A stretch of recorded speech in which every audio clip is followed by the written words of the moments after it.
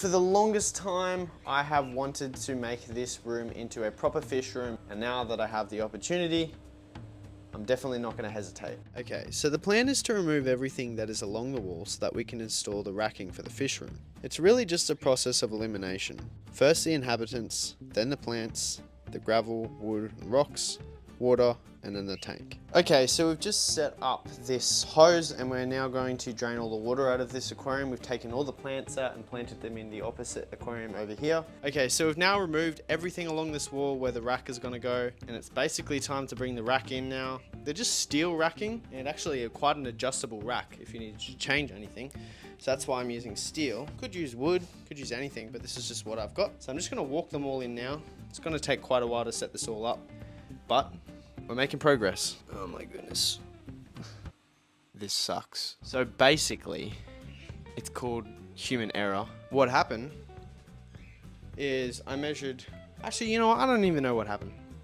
All I know is these tanks are 500 wide and this stand is 600 wide. I don't know what to do. I can do one of a few things. I can either take all this racking down, completely reconstruct it. That's gonna take a few hours work, reconstructing this. Make it 500 instead of 600. Oh man. Or the other option I can do is I can probably try and span something across, which makes it even less room to the roof. Okay, so it's actually made me have second thoughts about the whole thing, whether I should do it, the location, the water, just everything like that, right? So I'm just gonna go now and see if I can find another place to put the fish room. I went and had a look at a couple of places. I could potentially have a fish room. The spots are fine, but it's way less convenient. So in a race against time, I decided to totally reconstruct the rack from 600 millimeters down to 500 millimeters wide.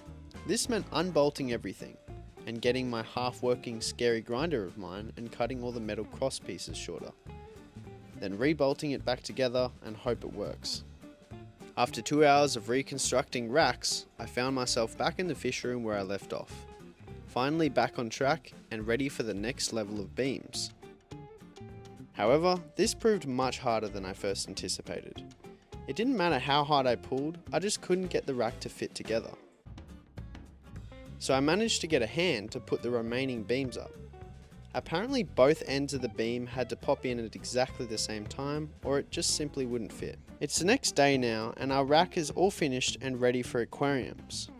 However, there's one more preparational task required in order for us to install the fish tanks.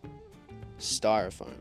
First up, I decided to go with scrap pieces from an old project, but quickly realized this wouldn't look nice nor even work as some parts were already compressed, making the pieces of styro uneven, causing stress on the glass, which could actually cause the tanks to crack, which we don't want. So I ripped out all the old white styrofoam and went with a black, brand new foam that looks way better and was even with no compressions anywhere.